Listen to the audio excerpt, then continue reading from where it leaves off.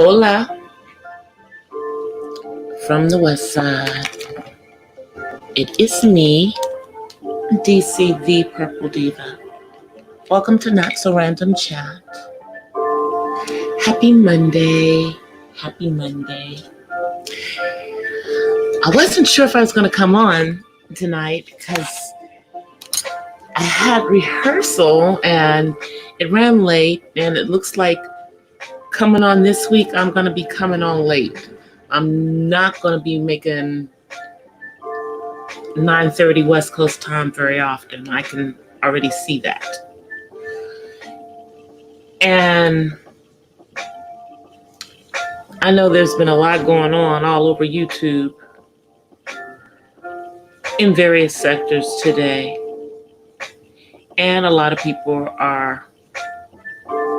have been in a lot of lives, and people may be live streamed out at this point, but I just wanted to come on for a few and just to check in, just to give you guys, kind of update of how things are here in my neck of the woods, and just give, some thoughts on how things are going. So, as you guys know, I am going to be in a play that is now going to be a movie that's going to be filmed over the summer. Actually, there's going to be a couple of them. And I'm really excited about it because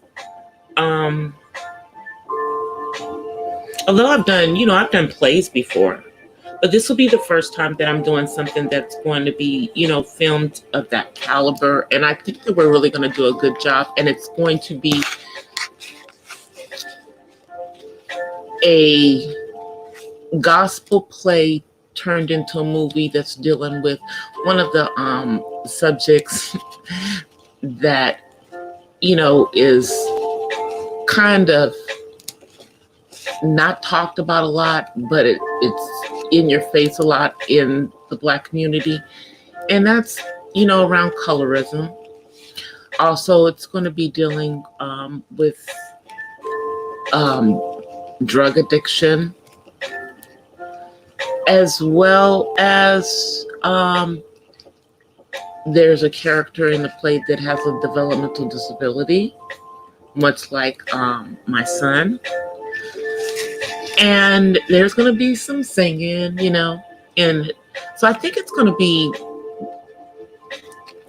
very interesting to take what we were doing on stage and making our characters that on the stage, of course, are larger than life,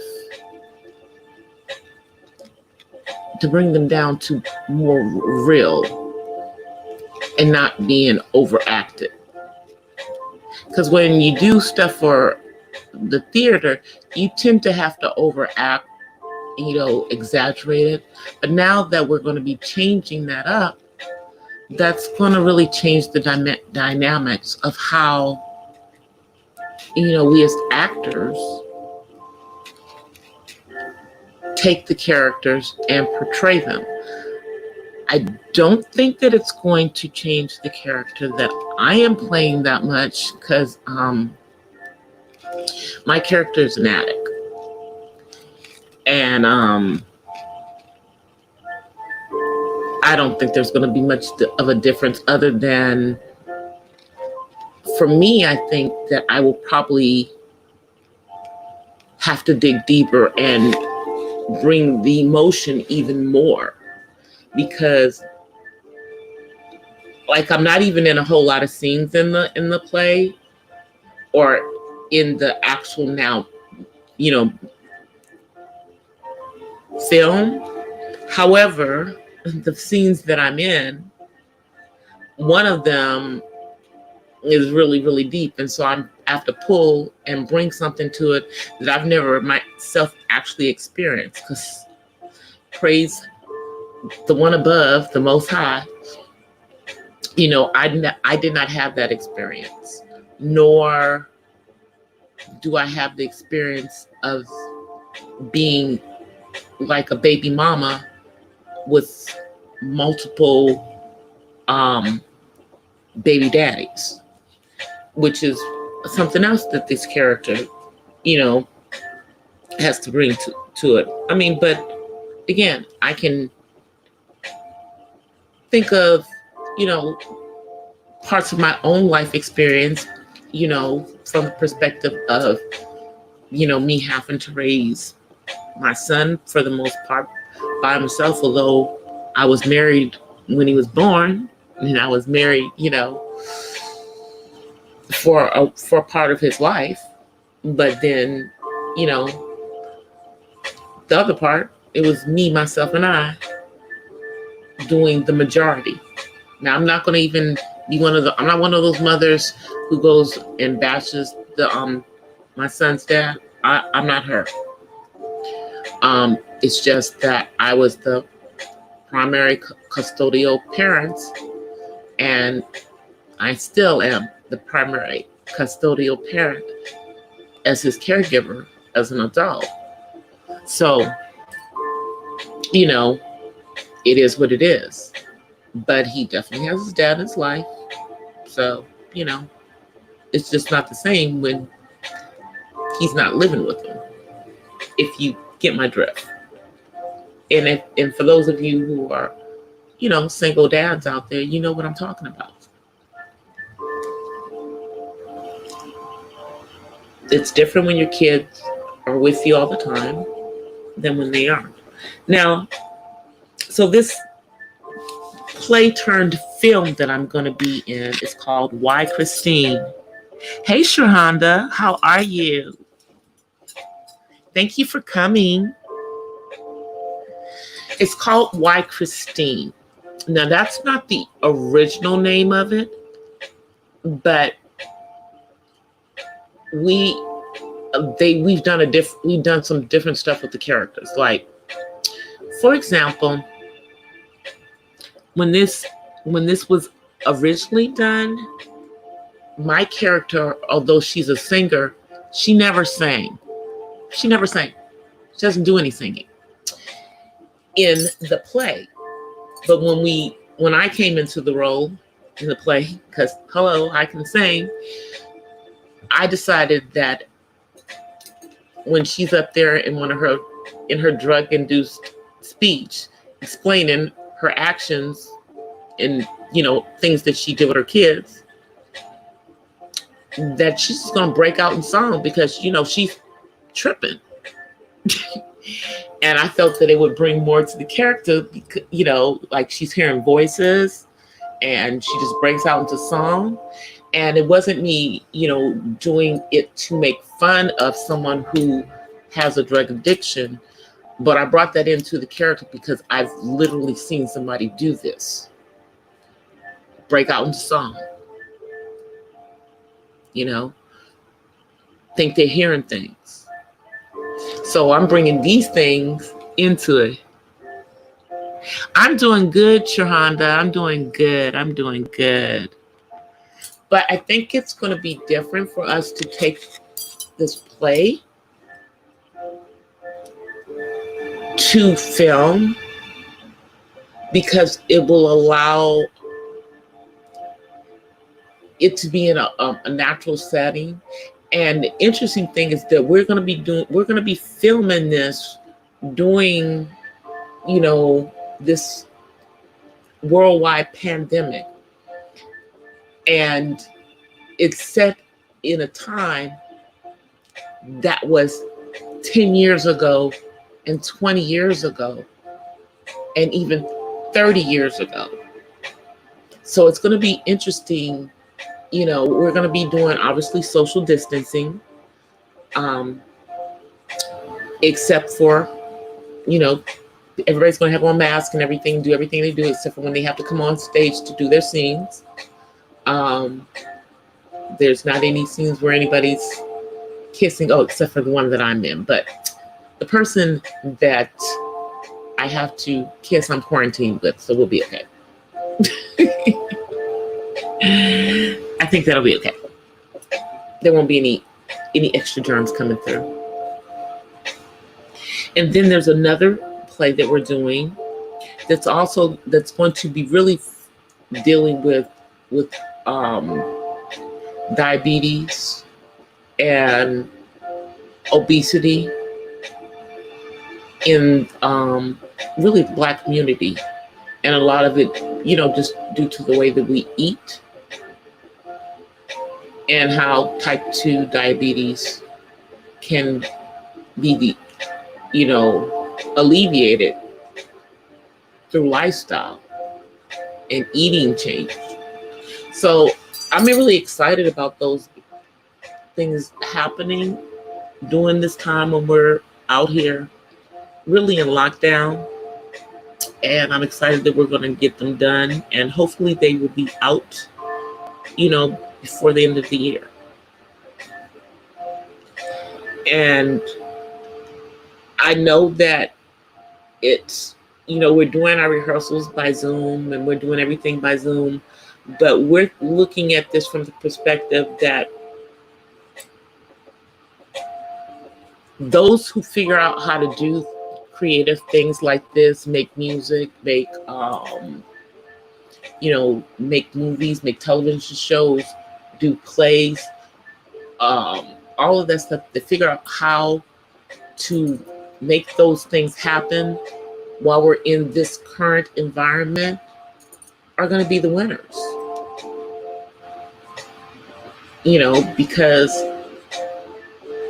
I think in the world that we're going to be going into going forward, you're going to have to think out of the box. It's no longer going to be an in-the-box world, especially for those of us who are creative. I mean, you already see that they're planning on bringing back major professional sports with no fans. Again, thinking outside of the box, but figuring out a way to continue to do the things that you did, but in a different way. So we were going to originally, these 2 movies that we're making were going to be stage plays. But at this point, in all actuality, we have no idea when we will be able to do them as stage plays, because they're still going to be done as stage plays at some point in the future. But this will give us the opportunity to reach an audience not only in the area that we're in, but to reach audiences outside of our local area, outside of our country. And it'll be a way for us to get, positive messages out to people around the world. And just to show them, a slice of life somewhere else.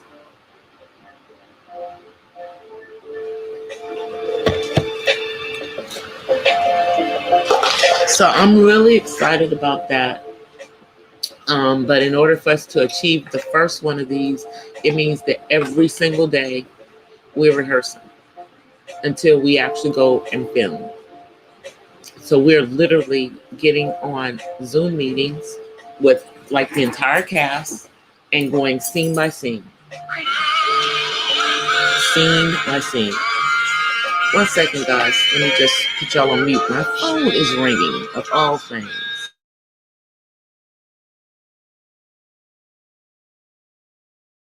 All right.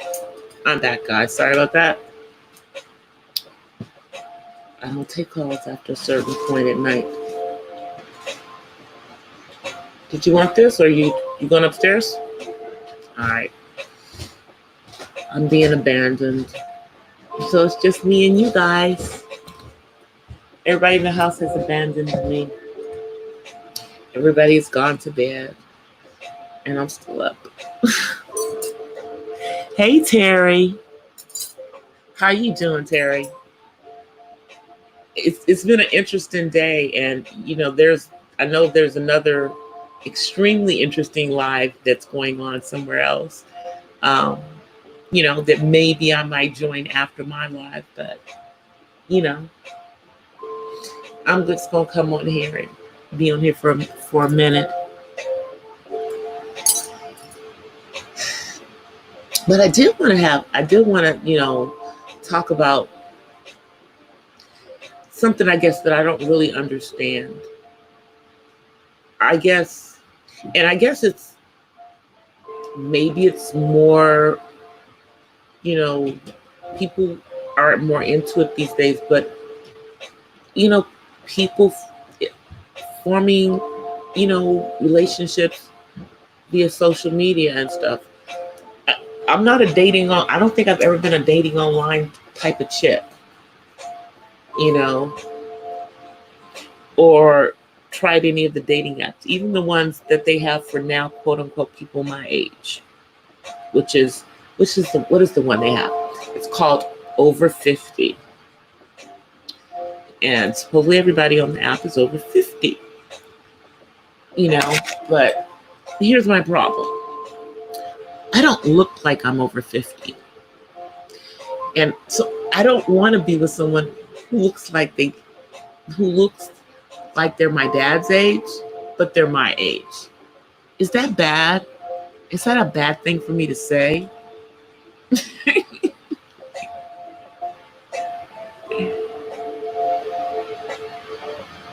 Oh, you did? Hey, Joe. I mean, is that a bad thing for me to say? That, yeah, I'm old, but I don't want nobody to look old because I don't look old. That's fair. I think that's fair, y'all. I do. But, I guess I would be too afraid of getting catfished. I would be too afraid of somebody catfishing me.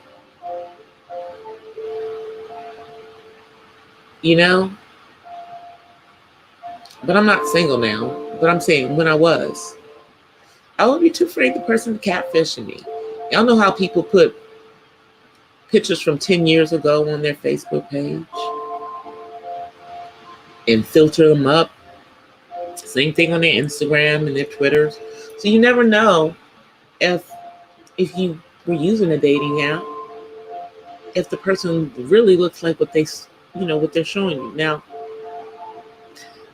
I'm one of those people who is blessed to still look pretty much the same. Now, yeah, I look older than I did, but you can still tell I'm the same person, and I didn't age so much that, it's like drastic, like, dang, that kind of stuff. I'm telling y'all, I'm going to post some pictures in my community tab from high school. I might even post my senior picture from the yearbook. If I can figure out how to post it and crop out my government name. Y'all ain't getting that. Sorry.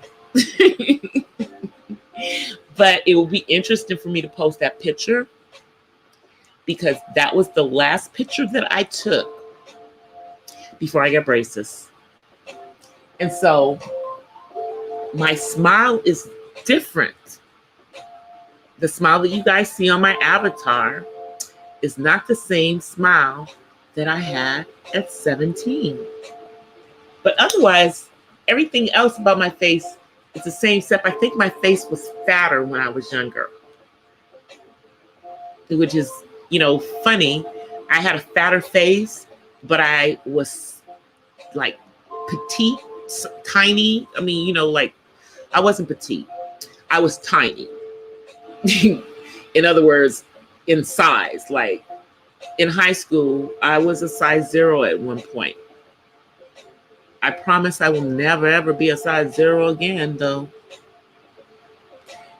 And I'm still small, but I had a 10-pound baby.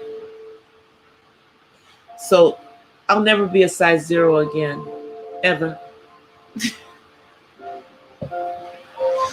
But I would, it would never come, it would never occur to me to catfish somebody. But people catfish people all the time. And it's not just the young people that are, doing it.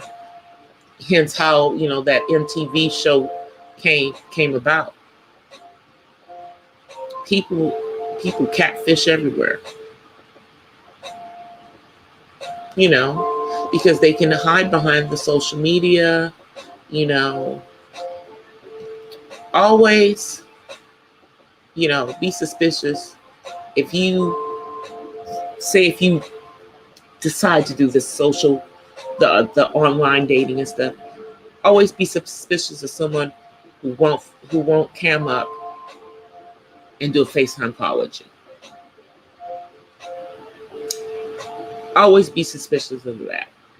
Now, nobody really cares whether people cam up or not, really, on here. Because it's really up to you as the content creator. Now, me, when I come on live stream, sometimes I cam up, sometimes I don't.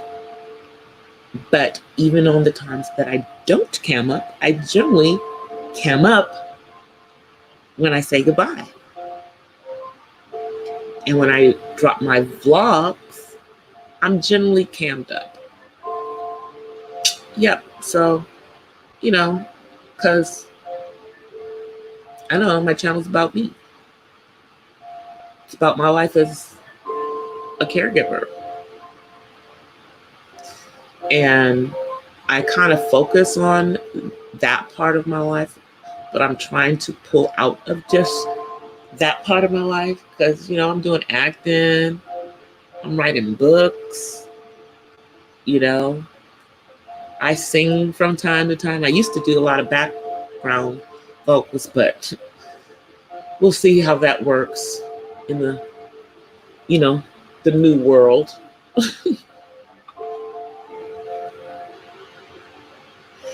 But, it's been a lot of stuff going on here though, Terry. Yeah, it's been a lot of stuff going on. And I'm just going to say this. And this is for anybody, anytime we're doing anything that may be out of character, and you're in a international organization such as, I don't know, my sorority,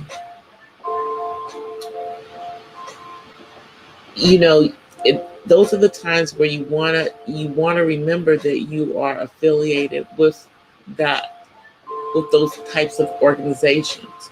Because I'll give you guys a prime example. How many people knew that K. Michelle was a Delta when she was out there showing her behind on Love and Hip Hop? How many people knew that she had been like the homecoming queen, Miss FAMU, when she was in college, when she was showing her butt on Love and Hip Hop? And to her credit, K. Michelle never mentioned that she was a Delta when she was showing her behind on TV and everything. It just happened to come out because people were saying that she was a Delta. And the first thing I'm gonna just tell y'all, first thing that I said was, hey, have any sorors talked to this girl and told her to tone it down and to chill out and to stop? Somebody must have talked to her, because she started to act better. And then, of course, she had all these issues. But she never talked about being a Delta when she was out there cutting up. And I believe somebody asked her about that afterwards. And she said because she did not want to have her actions reflect badly on her sorority, on her sisterhood. You know, and I remember, you guys remember that show that was on called, what was it called? Sisterhood or something, or Sisters, and they had those ladies from all of the from, I think 3 of the 4 sororities, and they were on there showing their behind. They were all in the ATL, and then we quickly saw all of those ladies put out of the sororities because they were on TV showing their behinds, and they were saying they were members of these sisterhoods.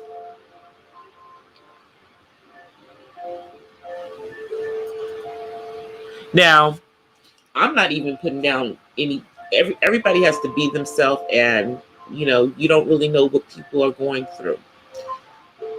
But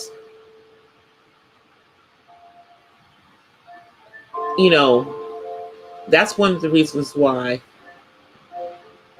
I try to carry myself in a certain manner. I do. I really, really do. And I'm being myself because I'm definitely not being fake, and it's probably because I'm old. It's because I'm older, but when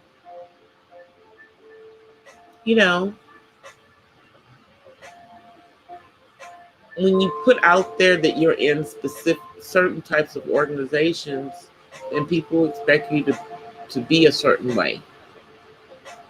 Now, a lot of people think that if you're in Greek organizations that you're going to be bougie, stuck up, and all that stuff. Some people are. I'm not one of them. I'm like 4 years from being a Delta Deer. Because it's after being a Delta for 40 years that you become a Delta Deer. Told y'all I was old.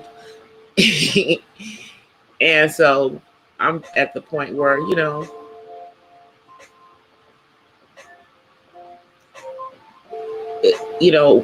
I feel for me that it's not what Delta could do for me, but what I do for Delta at this point in my life. And how I represent myself does represent everything that I say that I am. I say that I'm a believer, so that means that I should kind of at least try to conduct myself, in a certain fashion. I say that I'm a peaceful person. I don't really get into, certain things. Then that's what that's what I should be exhibiting as me and myself. Hey, uppity. Oh, David went upstairs. They all left me, uppity. It's just me down here talking to y'all. It's just me.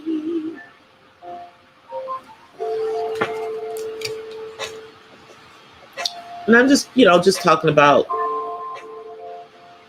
I was just giving examples of, I was talking about how K. Michelle never told people she was a Delta when she was out there showing her behind. I was thankful for that. I was also shocked when I found out that the girl was a Delta.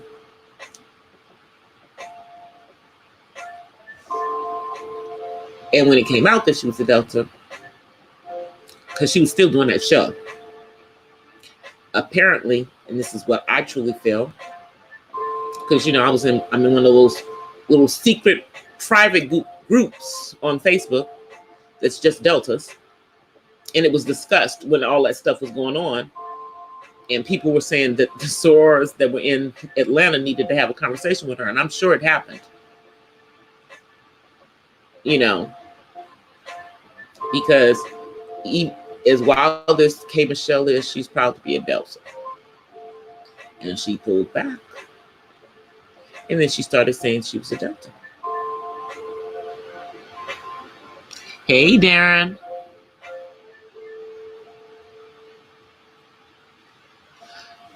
Yeah. And that's just like, like that judge in the Amber Geiger case. And the police chief. Both of those ladies are Deltas. Yeah. And I wasn't very proud of how the judge did things, but I'm not in her shoes. But everybody knew that woman was a Delta. They made sure you knew she was a Delta. And then I looked and saw that the police chief was also a Delta. I said, oh, so are they standing behind sisterhood, or are they standing behind the blue code? We'll never know now, will we? But it does appear that they put that blue code ahead of sisterhood. Of course, maybe one was reacting in sisterhood, and the other one was about the blue code. That could have been what it was. But I sure hated when they kept harping on the fact that those women were Deltas. I did not like that. Yeah, Jesse is an Omega. So is Bill Cosby, Darren. So is Bill Cosby. And that's another example right there. Another example. All this craziness that Bill Cosby has done, and he has not been, as far as I know, has not been put out of Omega Psi Phi. But the Deltas are looking at him crazy because we're like, what he did, how he made our Sora look. Because Camille is a Delta. Hey, Mo Grizzly. You thought about becoming an Omega? See, now in my family, my dad's an Alpha. My mom is a GDI, or was a GDI, because my mom went to Xavier, New Orleans in the 50s, and all fraternities and sororities were banned off the campus during that time period for hazing. So, but if she had have pledged, she would have pledged Delta. But my dad went to Morehouse, and he's an Alpha. And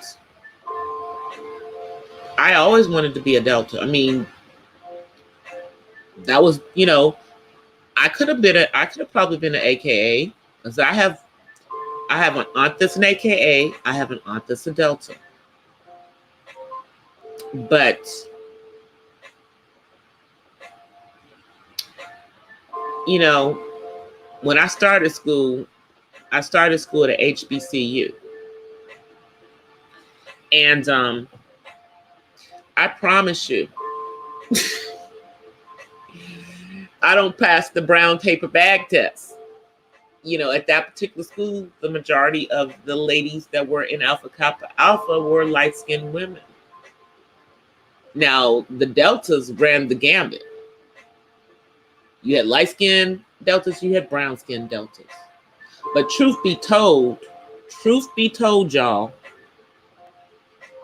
when the organization started, the majority of the women in both organizations were fair-skinned. There were some darker-skinned, Deltas. But, that colorism thing, y'all, our people are stuck on it. But yeah, Bill's an Omega. I think somebody told me he came through one of the alumni chapters. I don't know if it was the one in Philadelphia where he's from, but his wife pledged Alpha chapter, I believe, at Howard. I think she went to Howard. But she pledged. Yeah, Bill just did some foul stuff, you know? He really, really did. You know, I mean, and it's sad that because he's a black man, he is being punished far worse than someone who was white, you know? But you know why they're punishing him so much, because he got out of pocket. He thought that he wanted to buy NBC, y'all. They couldn't have that.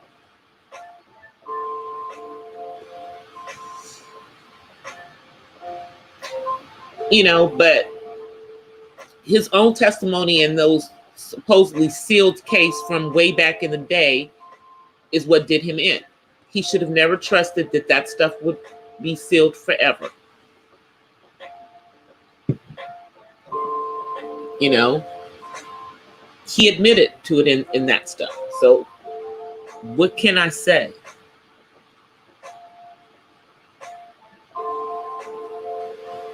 Again,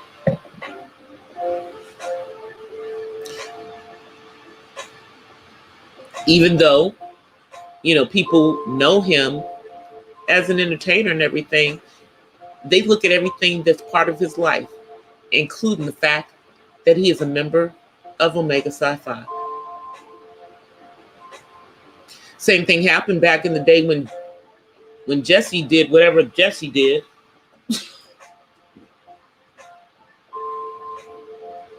And when Jesse's son did what his son did. You know, I mean, people, if they look at those kind of things, and I'm saying we look at those things. We look at all that stuff.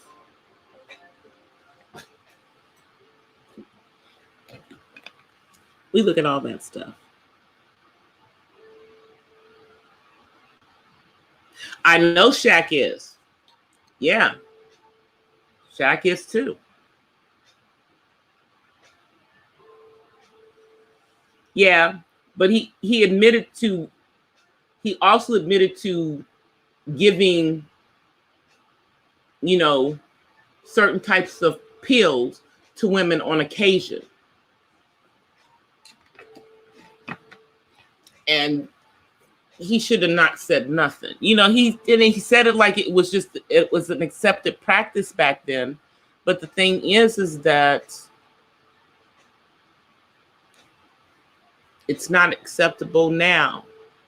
And I don't know. I guess I think maybe if he had shown some, I don't know, sorrow for some of the stuff, maybe. But that one chick that he went to jail for, I'm going to try to say this in the nicest way possible, but that woman don't look like she ever wanted a man to come anywhere near her, much less be in a situation where one would make a pass at her.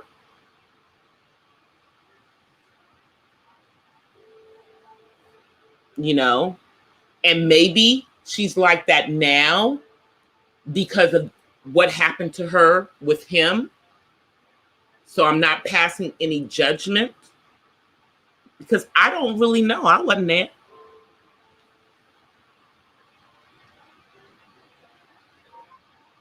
Yeah, she doesn't look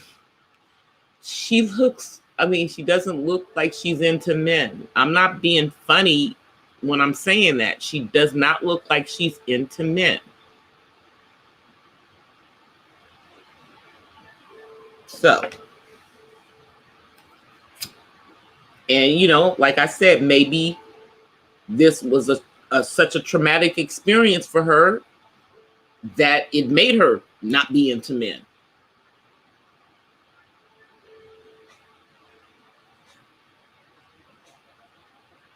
I know. The Spanish fly has been around. One of my mom's friends that I knew, somebody gave her some of that stuff in her 20s, and she was never the same. She was messed up. That stuff had her messed up, and she started having to, take, things. It really made her like bipolar and manic. She like lost her marbles behind that stuff.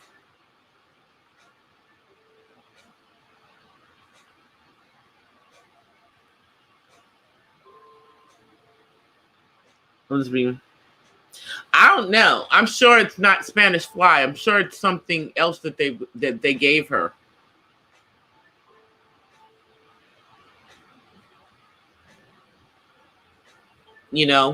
Some people don't do well doing acid, dropping tabs of acid from back in the day. Because they could have a good trip or a bad trip. And a bad trip could mess them up.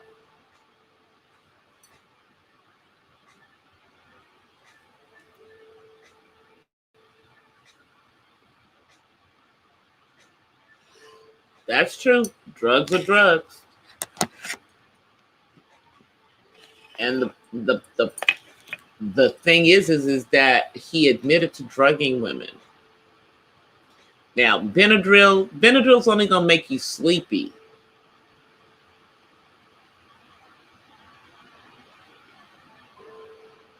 It is fire season here in California, y'all. It rained here where I am in the Los Angeles area. But there's a 50-acre fire in San Diego County tonight. All of this in the middle of everything that's going on means that every time we have natural disasters going forward or during this time over this summer, tornadoes, hurricanes, fires, our first responders are not going to respond the same that they have in the past.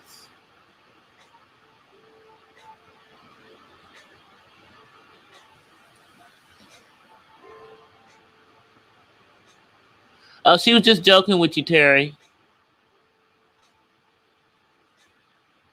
Oh, Q Omega Oil. Omega oil is not the same thing. Omega oil helps with inflammation. They get the omega oil from fish. They make like supplements with it. I haven't tried them before, but if you're up in the middle of the night, they do the commercials, they do the infomercials for them. And it's they usually have like, there's this white pastor that pastors a predominantly Black church, and then there's this Black pastor that are on this thing about the omega, and it's supposed to help with inflammation and with back and aches and all of that kind of stuff. I might get it too. I might have to try it because I take all kinds of herbs.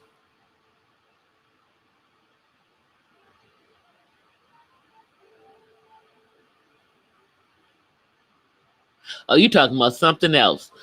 Darren's talking about the party drink, the omega drink. Yeah, man. Well, see, now that's the funny thing. When I was in school, there even though there was a citywide chapter, that's where they had the place for the citywide chapter. So there was never more than maybe one or two omegas on our campus. our campus was dominated by the Kappas and the Alphas. And I was a Kappa sweetheart. That went over real well with my father, by the way, who asked me, he's like, you're a Kappa sweetheart? I'm like, and he was like, well, how come you didn't do the Alpha Angels? First of all, the Alphas didn't ask me nothing. And second of all, when I was at Hampton, my freshman year, the sweethearts at Hampton for the Qs, them little girls, most of them ended up pledging Delta, though, which is the funny thing, because we pledged a semester apart, because I pledged in the fall and they pledged in the spring. But we pledged a semester apart. But like, yeah, sweethearts did not have good reputations at Hampton. And when I went to SC, certain sweethearts didn't have good reputations. You know. But but here's the thing. Okay, I was a Kappa sweetheart. I was on the Scroller Court. The only reason I did it was because friends of mine pledged and they asked me to be on their court. That was the only reason I even got involved in that. Because I could have just sat back and waited until the next year and pledged Delta and been on my merry way. But I did that. And I was a scroller court. Then I became a Kappa sweetheart. But then I pledged. And I was as a matter of fact, I was online when they crowned like the Kappa sweetheart of all, and the person ended up being one of my best friends. She's still one of my best friends because we had gone to high school together. And I went to that ball online because I was dating one of the Kappas. You know, I'll just say pledging at a PWI is very different from pledging at a HBCU. However, I pledged when there was still a pledge program. That's all I'll say.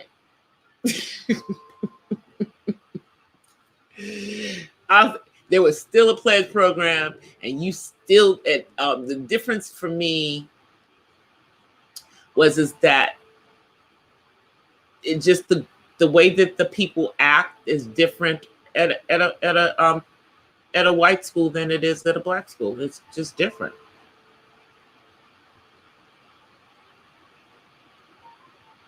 You know, and if I had to do it over again, would I have stayed in Hampton, or would I have still gone to USC? That's really hard to say.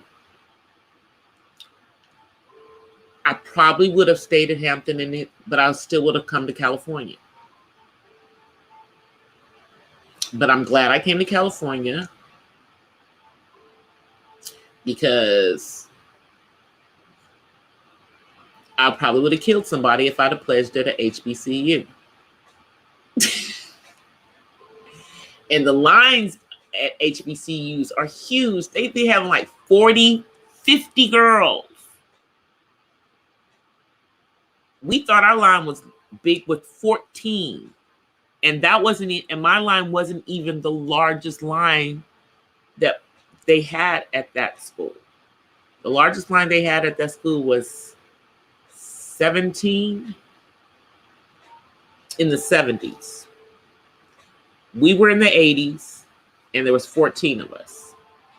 And then the next largest line was 13. You know, but like I said, it's different. It's different. It's different how, I mean, now there officially is no pledge program in any of the Divine Nine. There is no pledge program to get into any of the Divine Nine. I am saying that on the record. Okay? Now, I don't know what they do off the record because I participate in graduate chapter stuff now. But what I can tell you from what I do know off the record is that undergrads still pledge, even after they already are part of the organization, because they want to feel like they worked to get it.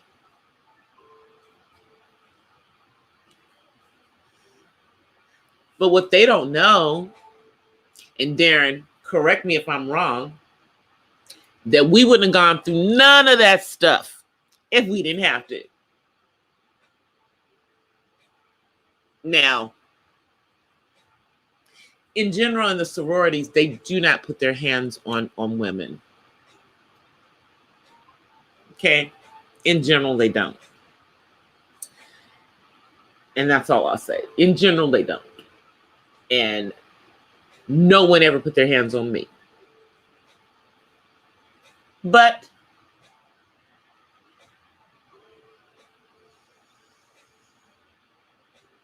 my experience is my experience.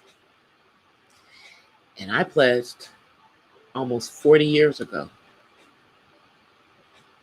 Whatever the heck they're doing right now as a alumni and, person who participates in graduate chapters stuff, I don't know. But I promise I will never lose my pen for some foolishness.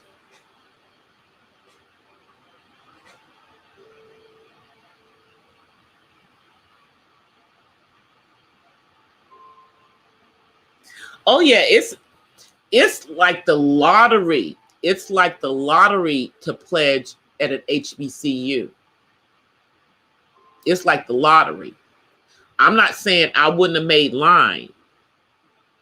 But it would have been much harder for me to make line.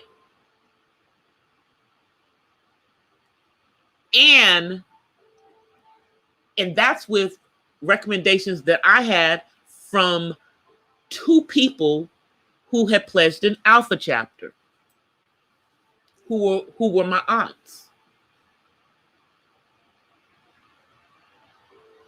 But because my mother is not in a sorority, I was not considered a legacy.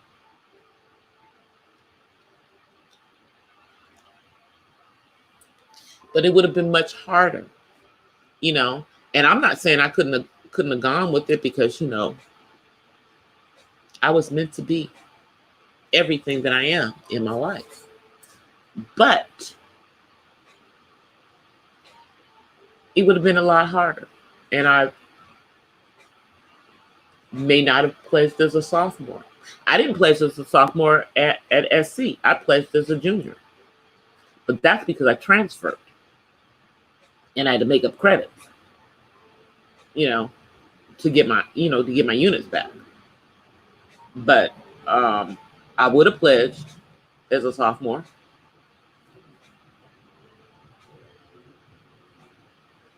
But by the time I did, I was a junior.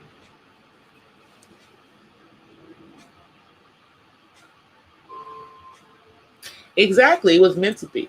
Now, I know that there are a lot of women and there are men out there who are, I'm going to say that they call themselves Christians, okay? I don't call myself a Christian, I call myself a believer. But these people call themselves Christians who have denounced the Greek letter organizations because they feel that they go against the Christian principles because of, secrets and stuff that are parts of the Greek letter organization. Me, myself, and I, as a believer, have never seen anything in the organization that I belong to that goes against any of my beliefs as a believer. As a matter of fact, my organization, as well as all of the, fraternal and, sororities, were built on Christian principles. We are not mirroring our white counterparts. The things that are in our organizations are very, very different. Yeah, there's some things that are in our organizations that go back to our African heritage, but to me, those things do not go against being a believer and believing that Yeshua is the Son. So, that's just my opinion.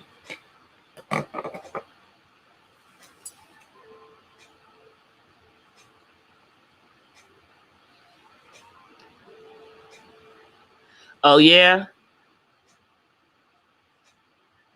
you hated Jackson. I don't know.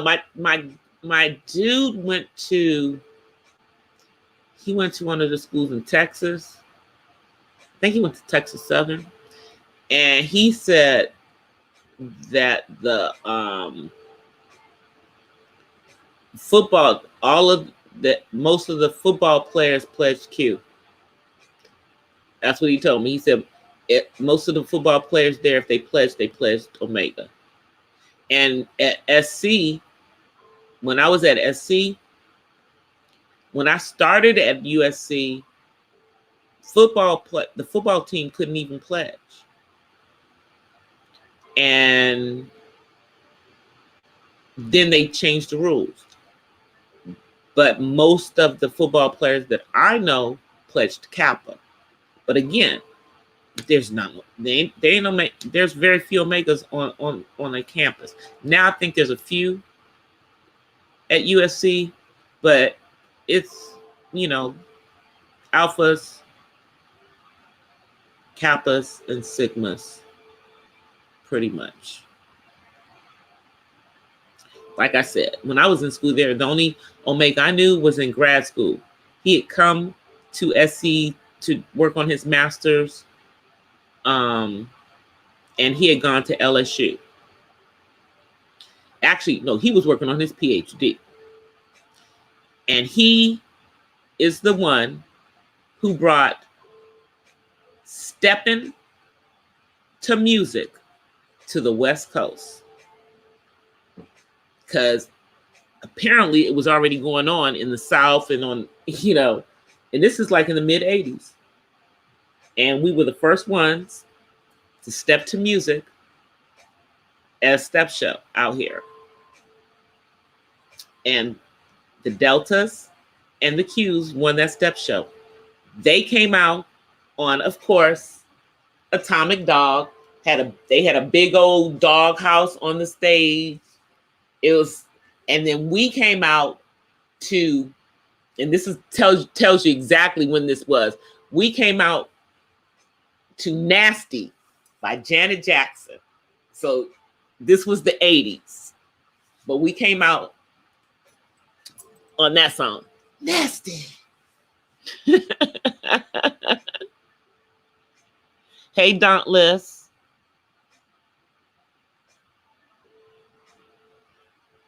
But right now, Darren, the chapter that I was in, which is a single letter chapter, there are 3 single letter chapters on the West Coast of Delta Sigma Theta. Upsilon, Pi, and Kappa. Upsilon is USC, Pi is UCLA, and Kappa is Cal State, is UC Berkeley.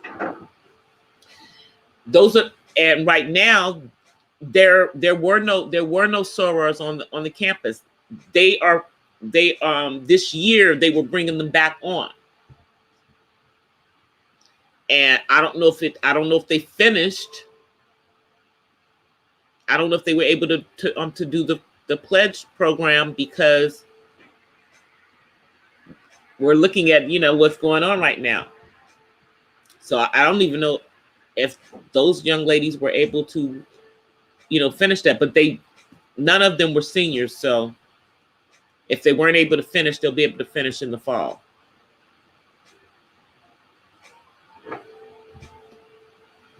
But yep, that's what they don't even. There's not even there wasn't anybody active on the campus. The last person had graduated. But they've been getting it, I mean, they have been doing some stupid stuff. So they were always watching them. And even though, like I said, I was never hazed, the chapter at USC is known for hazing. And like I said, I was never hazed, but I'm not going to tell you that there weren't hazing incidents. But I was never hazed. But there are some that have happened within that chapter. So it is what it is. I wasn't part of them. But I think that has something to do with why they're reactivating the chapter, so that they don't lose their charter. Because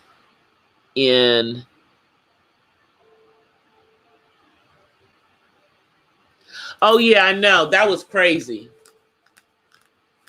That was crazy last summer. I know a lot of my sorors that went to New Orleans.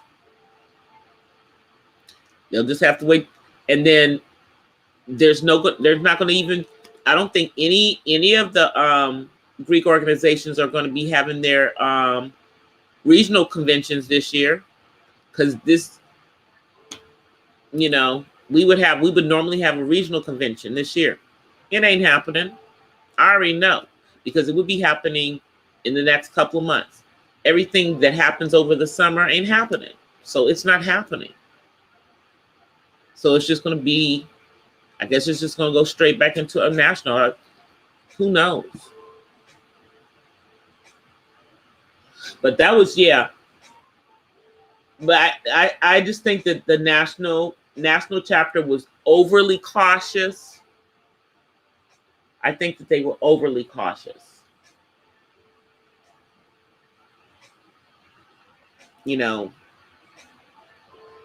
Because it wouldn't have been a good look for them to have all those women trapped in New Orleans. So I guess,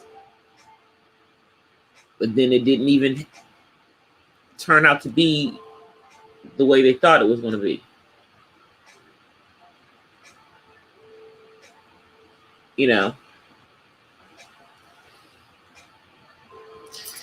Oh, and speaking of that, of New Orleans, no Essence Festival this year, y'all.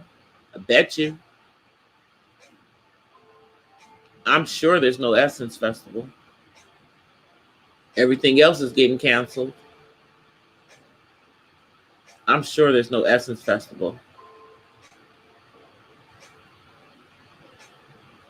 Matter of fact, I'm not even hearing about any events until way out to like November. And they're out of the country. So I guess I better get a passport if I want to go to something. Well, I got to renew mine because I have one. It's just expired, so I got to get a new one.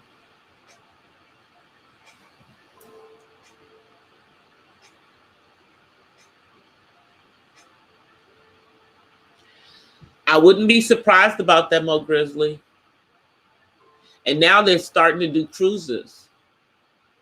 They're not doing them out of California, but they're doing them out, I believe, out of Texas and out of Florida, but none out of Los Angeles or San Diego, or out of San Francisco. I think on the West Coast they're doing them from Washington, and those would be like Alaskan cruises and stuff. But who wants to get on a ship right now when think about what happened with those. Think about the ship that had to sit off the coast of California because nobody would let them come in for 2 weeks because people were sick. Think about that. Think about them being out on sea and everybody getting sick on the ship. And now they think that they're going to have a vaccine by next year. Yeah. One of the companies has started doing human testing. Right now they're doing human testing. So they think that they'll have a vaccine by next year. So their stock is going up.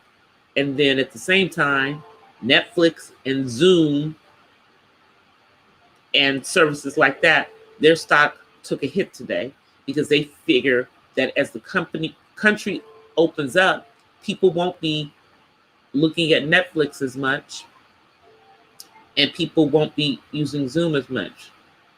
Yes, they will. It's not opening up that fast. And if they're talking about a vaccine next year, then that means we still got over 6 months of this year to get through. Remember when we wanted to cancel 2020 back in January? And we were like, oh, it's going to get better. We just got to get through it. And has this year not gotten worse?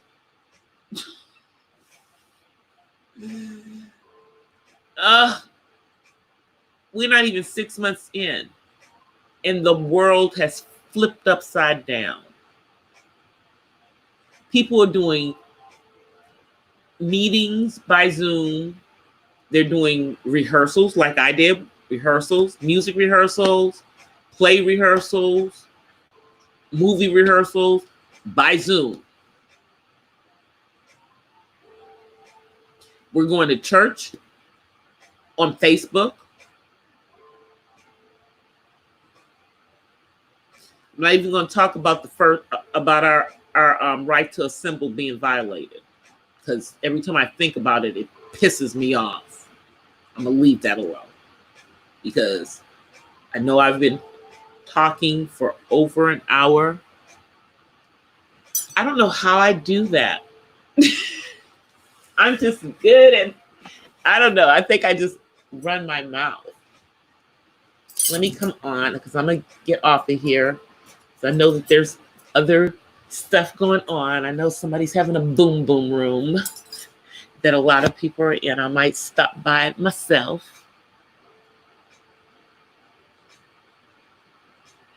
They're doing primate testing they're doing human being testing here.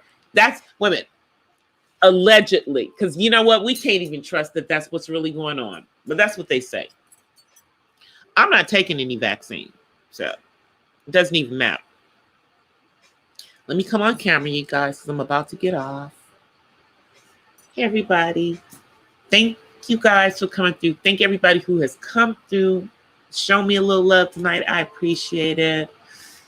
I'm going to try to get on a little earlier tomorrow, but I have rehearsal every single day. And our meetings generally don't get out until 9 or 9:30, which is why I'm not going to be able to come on at 9:30. So I'm going to try to come on by 10 tomorrow. I'm going to try. But until tomorrow, everybody stay safe. I don't care what they say. We need to keep wearing these masks. I'll show y'all one of my masks. This is one of my cute masks. This is the cute mask. That's one of the cute ones. This is one of the ones that's going to really, keep me safe. And I have more coming. I've got a box full of them because I value my health and I value yours too. So I'm just going to say, I have it, you have it, everybody else has it. And we're going to keep wearing these masks because any vaccine that they think that they're going to have, they're saying that they're going to have it by next year. But that's if nothing happens between now and then that stops that. We don't know what's going to happen with the people that they gave that vaccine to. So let's see what happens. Anyway, until tomorrow, you guys, peace and blessings from the West Side. Bye, everybody.